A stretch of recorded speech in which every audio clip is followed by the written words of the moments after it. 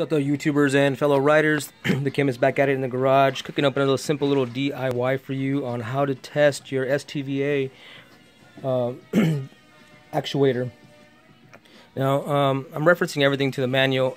This is my first time actually testing it, and you know, I have a tutorial on how to actually repair this unit. So, for those of you who believe that you're having an STVA valve or actuator problem, go ahead and subscribe and go look through the many things that I've done on this bike, and maybe it'll help you out, help troubleshoot and diagnose your issue.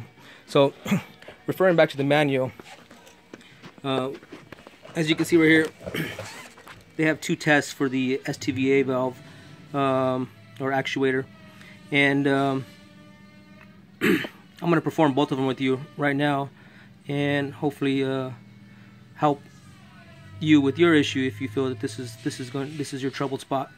So what I've done here is I've taken some basic alligator clip leads and clipped them into the contact points. There's 4 contact points inside here, and you want to make sure you want to connect them all and that nothing is touching. So I make sure that the rubber grommet is completely over it and nothing is touching. Now, the book says that you want to first check for continuity to see if there's a short. And basically what you're going to do is you're going to take a ground wire, and I have this hooked up to the battery. I have a battery post on the other side, so I don't have to actually connect to my battery, but this is my ground, and I have my lead connected to that, to my digital multimeter. On your multimeter, you're going to put this on ohms, and you're going to look for continuity. The goal here is to check and make sure that nothing's touching here. So, in reference, you should get no sound out of the continuity checker. So everything should stay exactly the same and be infinite. So as I tap these wires here, I get no noise. Tap this wire here, I get no noise. Tap this wire here, no noise, and so on.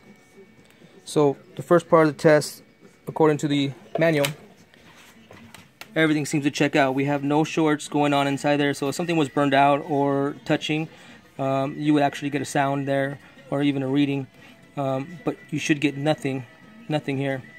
Alright, so for the second part of the test, they want you to touch all the contact points like so. Okay, now, like I said, for simplicity purposes, what I've done here, and there's no polarity or anything to be concerned about here, so no need to worry about that. I just have mine color coded so that I know that the greens are the top ones and these yellow and reds are my bottoms. So what you're going to do is disconnect your lead from here and put that ground back over there somewhere,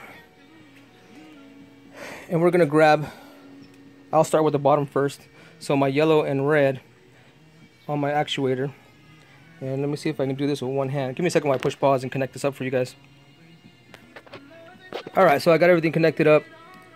As you can see, my yellow and reds, they're my 2 bottom leads. And like I was telling you before, there's a complete circuit in here. So if we turn the continuity tester on, you can see that we are making the complete circuit. So there's no break in there, it's going all the way through. So that's proof right there. Secondly, it is telling me the resistance that's going on in there is 7.3. And this is what we're testing for. So if something's bad in here, you're going to get a different reading. I think, according to the book, your reading should be approximately 7 ohms. Okay, measuring across A and B terminal.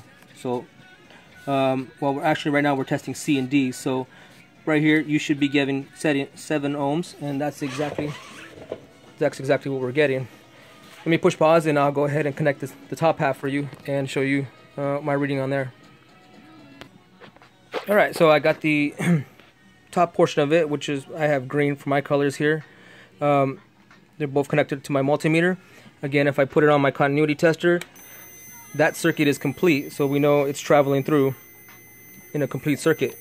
Not only that, if we're taking a look at our ohms reading here, we're reading them with 7.3, and the book once again references the voltage to approximately 7, so we're right on point, so we're within specs. So everything seems to check out here on the STV actuator. And I hope guys this helped you out. Quick diagnostic right here. Just make sure this is right.